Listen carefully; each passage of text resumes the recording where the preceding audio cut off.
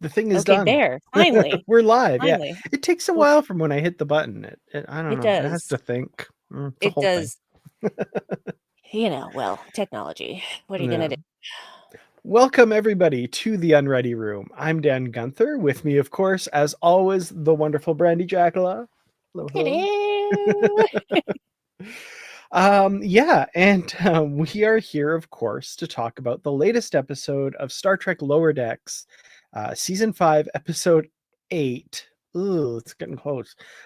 Upper Decks. Upper Decks is the name of this episode. So great. Yeah, we've got a lot to talk about with this episode. There's so much going on in it. But Mm. welcome, of course, to the regulars. I see Matthew. I see Tristan. Thank you guys so much for joining. I see a few other people who are not yet made a comment, but make yourselves known and say hi and welcome to everybody. Yeah, And of course, as always, I should say welcome to everybody who's watching this later as well. Thank you so much for watching. We really appreciate you as well. we do. We love you all. Absolutely. So Brandi, how's it going? It's been a weird week, but other than that, things are going okay.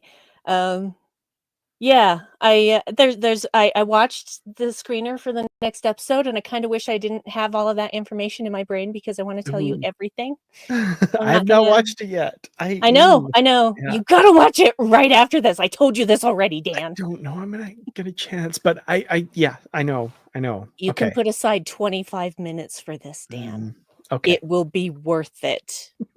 If you don't scream out loud, I, you won't be a true Lower Decks fan. Okay. Wow. All right. Well, look forward to talking about that next week for sure. Yeah. Oh yeah. Um, this week though, Upper Decks. At what point in the episode, I mean, fairly early on, I'd imagine, did you realize, oh, this is an inverse parody of the TNG episode Lower Decks? So, In the opening, yeah, in the before the credits thing, yeah. all the stuff. We're really the stars of the show. Nothing really happens around here without us. Yep. And I'm like, and Q Um, following the bridge crew through the entire thing. oh, it was great. The one thing I will say, and we talked a bit about this before we went live, if people watching this have only watched this episode once, it really needs a second watch, I think, Yes. because speaking for myself anyway, my first watch, I was honestly like halfway through the episode going like, I don't know about this. It's a lot thrown at you. But the second watch, I was rolling on the floor, crying, laughing. So, I had an uh, asthma attack, so yeah. yeah. Awesome.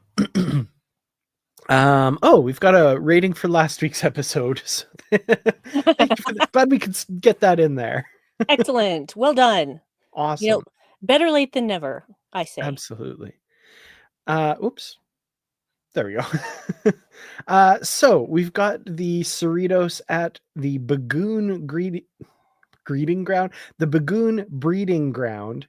Well, it could be a breeding ground too. It I mean, you're not could just be. gonna I you're mean, not if just it's a gonna breed breeding with ground, anyone. I hope it's a breeding ground. At least by a drink first. Yep. Anyway. um, so yeah, the Bagoon. Again, we were talking before we went live. Yet another thing they need to make a plushie of, right? Mhm. Like we've got the Moopsie. We still need the big Targ from a few weeks ago. I want a Bagoon. We need a Bagoon Me too. plushie. Absolutely. 100% agree. Yeah. And they can have the cloaked version where they just send an empty box. So, marketing guys, you're welcome. What they should do is they should make it like, okay, if anyone is, grew up in the 70s and 80s, remember Popples? What you need to do is make that Bagoon able to roll up into a ball. Totally. That must be a part of the thing. And then if they could turn it invisible also would be great. That So would be pretty cool. Yeah. yeah. So yeah, like we said, we're following the command crew in this episode, and we've got a bunch of little stories going on. And David puts it perfectly. We've got A, B, C, D, E, F, G subplots. Um, we've got, yeah, we're following Ransom. We're following the captain, of course, Shax, Billups, to Anna. Is there anybody I'm missing from the group that features a story?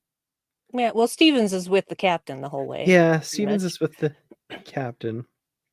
Anyway, there's so much going on.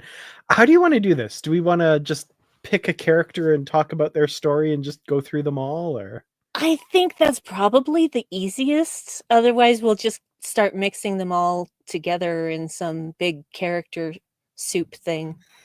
I mean, that's what my notes look like. So. I know, right? Same. I have like a page and a half of this, and I'm just like, why did I write? Oh, yes, that's why I wrote that. Yeah. All right. Well, let's start. Let's start with Shax, just cause. Great. Excellent. I love Shax. So we've got the morning meeting that he kind of rushes out of. First of all, the morning meeting and the Cerritos cheer. I think we need to talk about that for a second Yes, because it's kind of adorable. it really is. It's, pumping everybody up for their day. I wonder if when like briefly Mariner joined the senior staff in season 1 when she got that promotion, if she had to do that and like that's part of the reason she absolutely hated it. Would make sense. Uh, so yeah, Shax excuses himself, asks for a day off, because he sees this mysterious figure in the corner. And we find out that it is the astral projection of his unresolved rage from the occupation.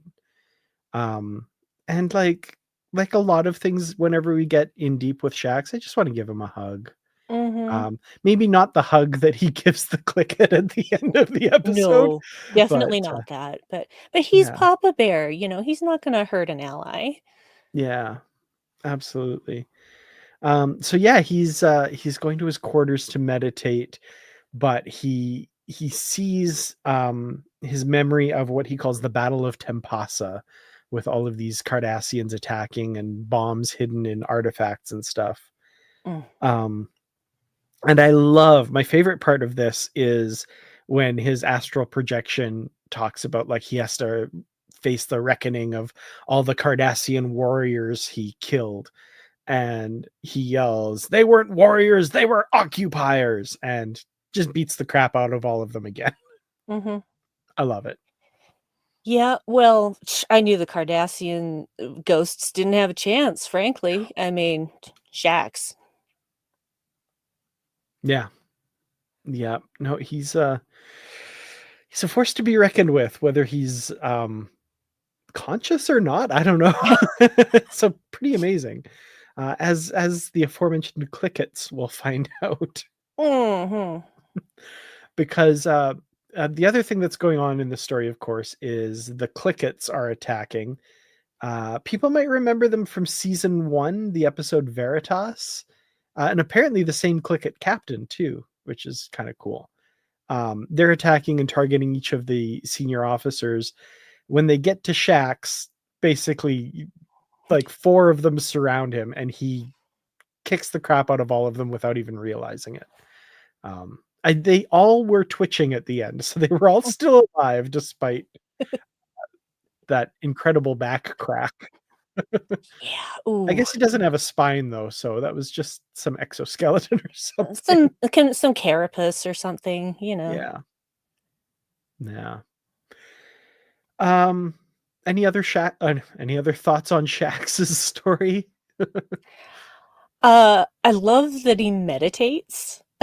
And Mm, because he's seeing, like, this younger version of himself too, and then there's the sort of black and white version with the red eyes, and he's got all these aspects of himself that he's fighting against, um, because trauma.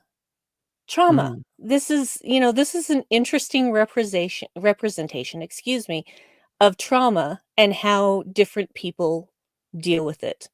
Yeah. And Shax doesn't usually physically, consciously express that trauma in violence, but in his subconscious, oh boy, he's still a warrior, man. He's still a Yeah. warrior, and he always will be. And I do like right at the end how Miglimo suggests therapy to add him Yeah. some more tools to his arsenal. When do we start? I love that. Miglimo meets people where they are. And Yes, that's great. Like, it's not all just food metaphors. it's not. It's really not. I was just Uh, really impressed. yeah, that was really good. I like that. Um, Tristan, you too? Because, yeah.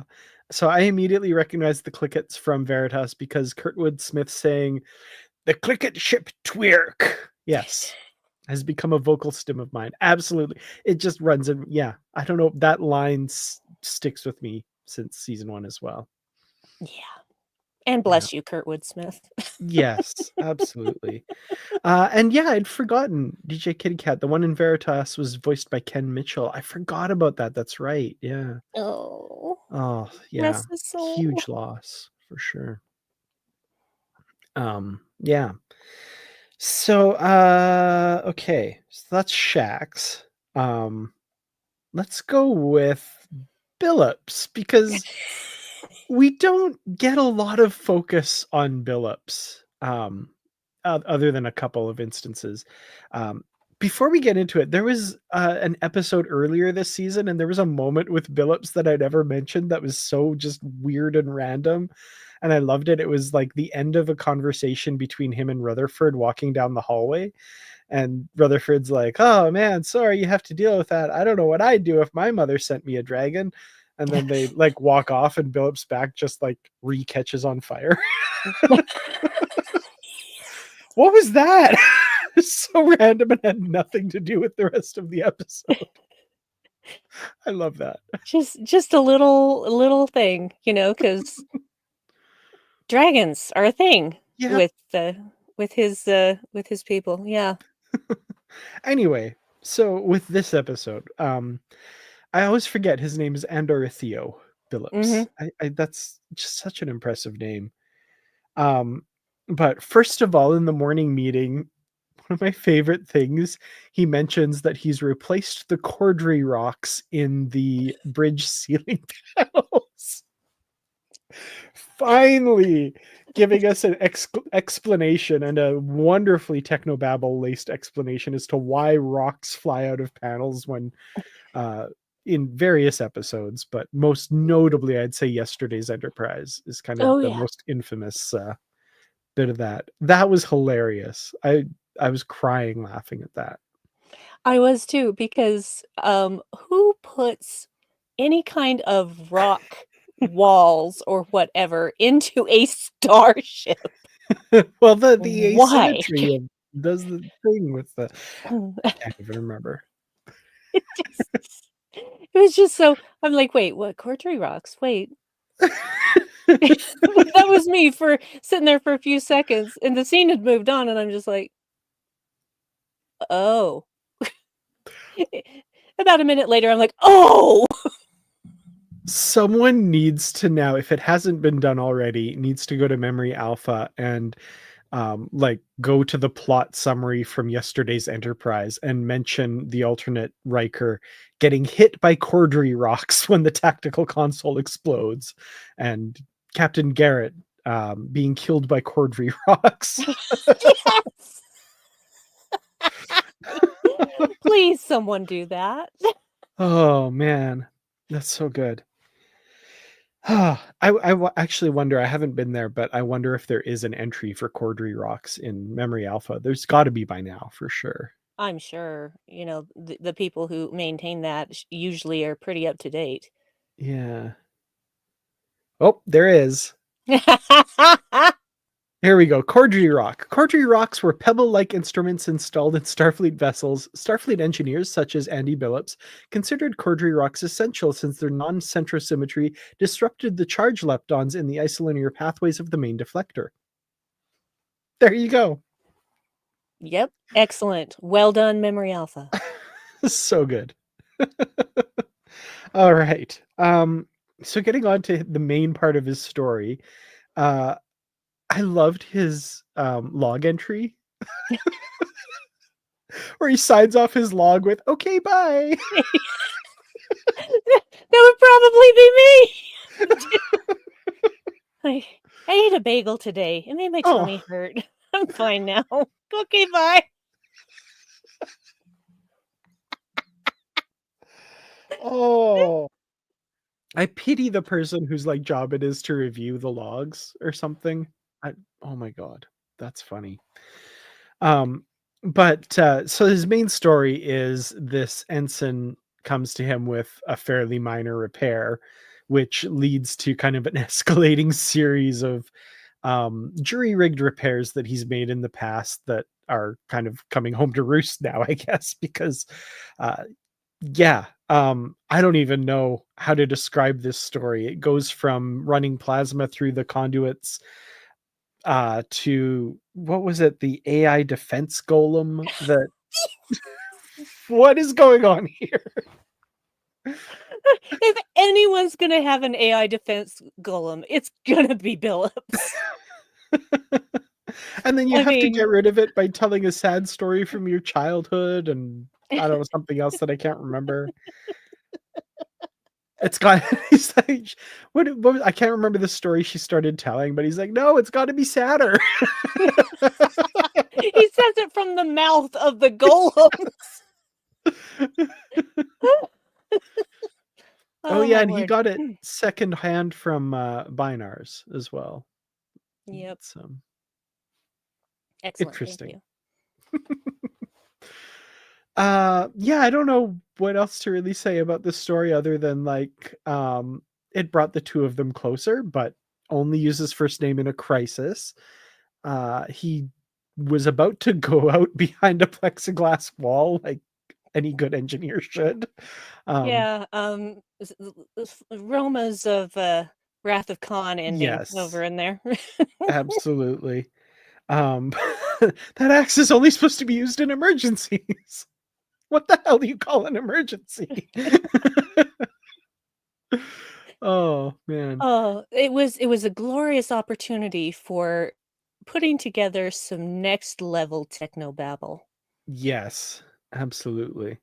And of course it ends with the cadet coming up and saying, "Oh, there's Yeah. an indicator light over the door that's malfunctioning." It's like, "Let's do this." Yeah, our little same guy who Boimler took under his wing in the Yeah, a beginning. couple seasons ago, yeah. Yeah. That was Nice to cool. see him again. Yeah.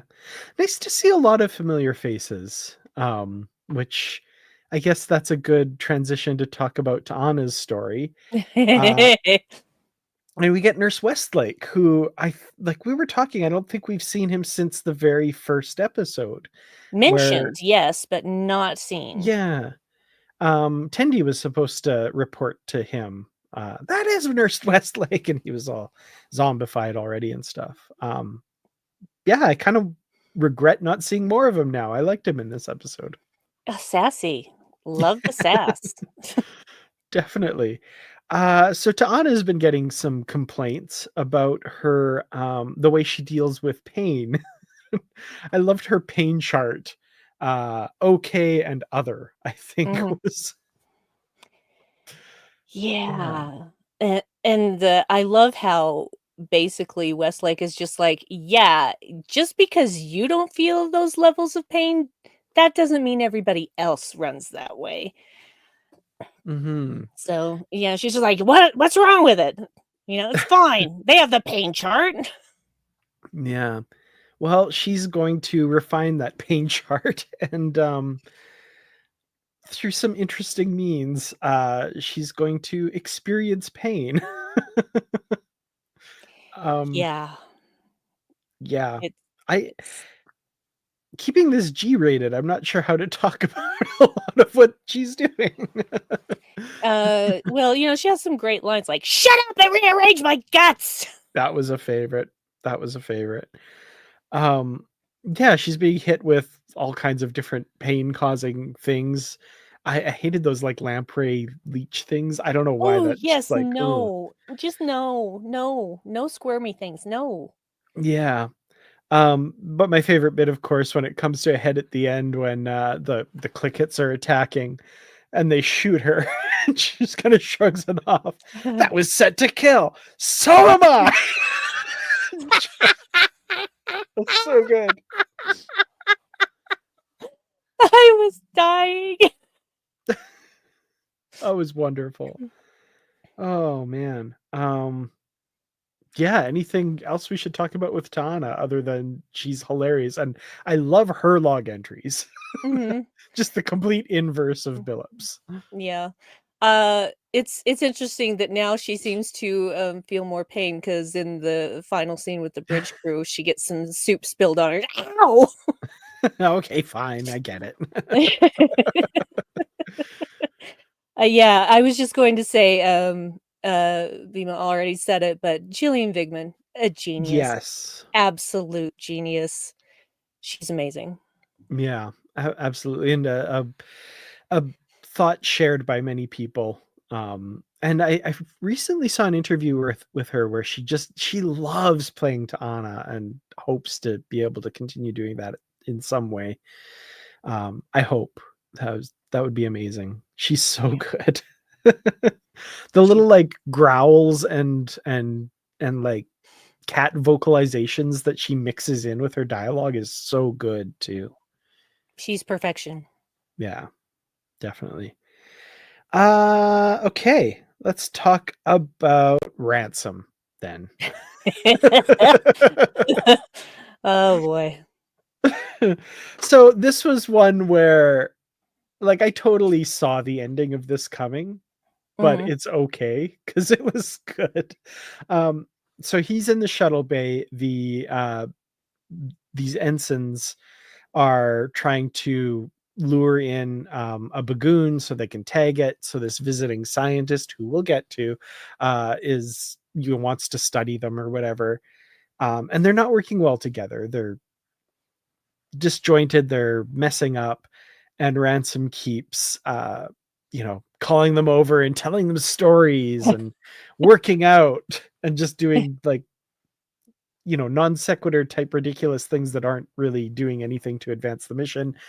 This gets them all ticked off enough that they decide to work together and solve all the problems, which apparently was Ransom's plan from the beginning. And he's actually a very good commander, even though he maintains this belief that he's a buffoon. Um, I don't know. This story had the potential and I think the first time I watched it, I was kind of annoyed by it, but the second time again watching it, I thought it was hilarious. I Yeah, don't know why well, that is. excuse me. Getting a little husky there. Uh, the first time I watched it when he was doing the weightlifting things, and the thing is when he was telling stories and doing the weightlifting things, that visiting scientist was also there, bored out of his mind. It was Mhm. just that was wonderful. And by the time he started lifting the weights and everybody just walked away, I'm like, "He's doing this on purpose." Totally. I even turned to Dave and I said, "He's doing this on purpose." Yeah. Yeah, I think I said something similar to Nikki at that around then too. Yeah, getting people to work together by finding a common enemy. That's a that's actually pretty smart. Yeah, and not the bagoon. It's Mm, it's him. yeah, As they yeah. point out, yeah. Um, the bagoon are amazing. These cloakable roly-polies, basically. They're so cute. No, they're not space cows. Don't call them No, space cows. they don't have cow legs. What? Yeah, I don't know what that was about. That What? was That's they don't even they're not even the shape of a cow. Come on. yeah. If anything, they look more like giant seti eels, but Ugh, there's a thought. yeah, but not, kinda like a almost a rhinoceros, sort of, what would you call this? Collar, it's not the right word, but anyway, Mm, yeah, kind of a little bit like a rhinoceros up front, but without the horns, and then, you know, yeah. steady eel in the back, but not slimy. Sorry, guys. Also, Tristan points out here the tallow guy was in an EV suit. So, Mhm. was he wearing a towel underneath that? I hope he was wearing underpants. I hope so. A towel would bunch up and slide around. You don't want that. Mhm. Not Yeah. when you're doing active work. No, don't do that. Um, so yeah, this was probably honestly still all said and done my least favorite part of the story. With the exception of some of the peripheral stuff around it, like the visiting scientist guy, who I initially wrote down is the same species as Jarish Inyo, the president of the Federation from the Deep Space Nine episodes Homefront and Paradise Lost. But actually, he's a clicket in disguise. So, um, yeah, I don't know. I like that there wasn't just somebody generically disguised as a human. They were disguised as like a completely other species that we haven't seen much of. Oh, it's kind of neat. Well done. Just well done. It's like, why always use humans? You've got this vast, vast galaxy of all these different races and species. Use them. Yeah. And you can do that in animation. That's the beauty of it. Hmm. Yeah, absolutely. Uh, Anything else for Ransom that we want to talk about? Not really. I think I just, when he carries the whole con all the way to the end until they leave the bay. Hmm. And then just opens his eyes and goes, "Works every time." Yep. And then was outed to the one ensign via log entry, but she's not going to tell anybody because everybody thinks he's a complete doofus. They'd never believe her. Yep. Yeah. Um. All right. Okay. Well, I guess we got to talk about Captain Freeman then, because her story kind of is the glue that holds everything together. Um, she's being followed around all day by Stevens, who has her itinerary, her schedule on his pad. Um, and every time we've seen Stevens throughout the series, he's been really annoying. Um, I gotta say, I after this episode, I love Stevens. What a sweetheart. He's so cute. I mean, he's just so enthusiastic. Yeah. And then yeah, we'll talk about the very end of the story, the part that made me go like, "Oh my god, he's such a sweetheart." But um yeah, we've got her trying to keep her schedule because she wants a couple of hours free for herself at the end of the day. But she's gotta go to Barnes' sousaphone recital, which she was worried that it wouldn't go ahead because apparently she had been infected by the Zerta pathogen, which caused her to evolve or de-evolve. Turns out both. Um, she became a futuristic cave woman who could read minds but is afraid of fire. And then she asks Tana how she was like brought down, and Tana says, "Oh, I thought of a candle."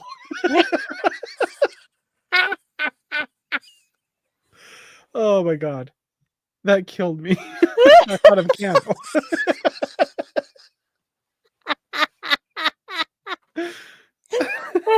Never say Tana's not smart. No, that's pretty brilliant. And then, yeah, in this when she's holding the sousaphone in the hallway, she's like, ah! Oh, I thought I saw a flame. She's talking completely normally. That's I the funny love that part of it. too. Just this, Cro-Magnon brow, but she's talking completely normally. That was a great choice. That they just like, no, no, just do your regular Barnes voice. Mhm. That was Love it. awesome. Love it.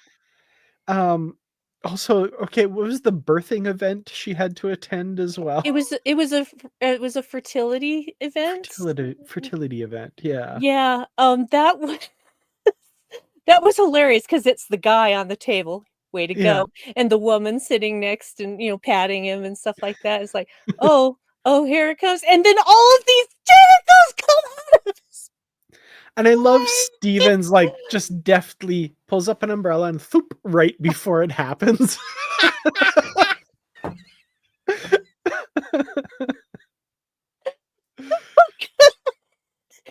did his research. He knew what was coming. I I love did that, not. like, if I'm remembering correctly, there was no indication Mm-mm. before that. He just, like, whoop, and then it happened. Mhm. He's just like, "Yep." Yeah, it's just what was that? I That need was someone to explain to me what life form that was. Yeah. Well, Freeman just thought he was human before. Didn't even realize he wasn't human. Mhm. Um, yeah. Whew. Um, so yeah, there's the whole fending off the clickets as well, because as we said, it turns out this visiting scientist is actually a clicket. They're after the bagoon because of their cloaking gland, A bit was it, I a bit think? yeah, they Or have a organ or gland something? that they want to harvest and maybe eat the rest of the other Depending stuff, on, depending yeah. on, you know. Um, so yeah, they managed to fend them off by complimenting them. I love that whole I love your whole vibe. You're just a captain who's doing his best, and that's okay. "Your breath smells fantastic." uh, "Your kind words burn me." and then my favorite bit, like after all of that, they flee, and she just goes, "What a bunch of weirdos." Fair. Saying what I'm sure a lot of Starfleet captains have thought over the years Mhm. about various situations. Well, A bunch of Carol is weirdos. done. She is done at this point. Yeah. Well, she has one more meeting on her itinerary, which is a meeting in holodeck 3 or something like that. Which, she wants her couple of hours by herself, but she's like, all these meetings with the crew, they're important. It's, all that sort of stuff. And the turbolift opens, and it's Admiral Freeman. Her husband is Oh. there. The reason she wanted a couple hours was for their anniversary, so she could call him. But he made his way to the Cerritos and surprised her there, and that's what the meeting in the holodeck was for. And apparently, Stevens had set this up months in advance, which Mhm. I love that guy now. Right. He's just so cute. Yeah, that was adorable. So they go to the holodeck, and I'm pretty sure they meet in the Café des Artistes from the TNG episode "We'll Always Have Paris," Mm. which I was like, okay, well, they needed a guy playing vibe tubes in the background, but Right? Get that guy, what's his name? What was his name? That plays the vibe tubes that T'Lyn oh, loves. Begins with shoot. a K. Cr- It's like Korg from Marvel, but it's not like Yeah, Krog, maybe, or yeah. something like Kurg? that. Something like that. Somebody look it up and then tell us in the chat. Yeah. Um, but yeah, it should have been just, yeah, in the background playing that. But that was really sweet. That was a lovely ending. Um, Yeah. I guess it's not quite the ending, because we do get our main characters come back in. I don't know why the visual of this, along with the sound effect, was so great. Where they walk in, "Said somebody was about repelling invaders." No, that's crazy. Nothing happens without us. And in the background, the Clicket walks by with the sousaphone on its head, being a scorn. She's like, "Womp, womp, womp, womp, womp." Oh God. Okay, Krog on the Oh. Rocks was Thank you. yeah, Krog. Got it. Um And they're like, "Pretty sure we saw your dad here." Just like, "What? No, that's crazy." Mhm. I don't know. I like that. And then of course T'Lyn gets the last little bit. "I've made a joke at your expense." Boom. What Vulcan has ever said boom in that way? Like a I mic love it. drop. Oh, T'Lyn. Oh, I so yeah. After initially not thinking very highly of this episode after the first watch, the second watch, I love this episode. It's so good. It really, really is. Yeah. So, wow, there's a lot. We've talked for a long time. We've talked for longer than the episode was about this episode. It's Um, worthy of it. absolutely. Is there anything that we haven't mentioned, that you wanted to bring up? Mm, I can't really think of anything. I think that, they had probably had a challenging time with some of the animation on this one, Hmm.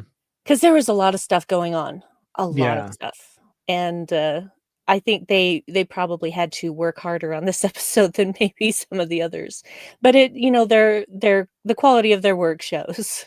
It really does. Yeah, definitely. Well, I guess, final thoughts and a rating for Upper Decks.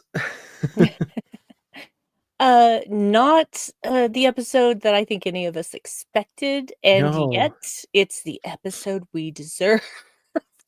So, I really, really enjoyed it. Again, multiple watches do increase, you get more of it every time you watch it. You see new things, you find new things. Mhm. So, it definitely bears at least one rewatch, if not a couple. Um it's interesting because sometimes, like, when you're doing a series that's, like, 10 episodes long, sometimes that 8th episode is just kinda meh. That's not Mm, how it happened here, yeah. I feel. I feel like it was a really worthy 8th episode. So, well done, and, I'm going to give this one, giant, mutilated gourd.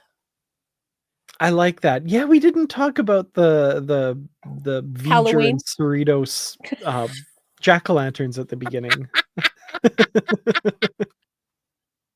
so great. And I Matthew, I do love Nurse Westlake petting Donna at the end. That's a good kitty. Ah, shut up. Oh, um, 8 out of 10 Tweer King crickets. Excellent. Yeah, like I said, I didn't think highly of this episode the first time I watched it, and that's a real disservice because rewatching it, I was crying laughing, like I've said. I really enjoyed it. I loved all the little bits.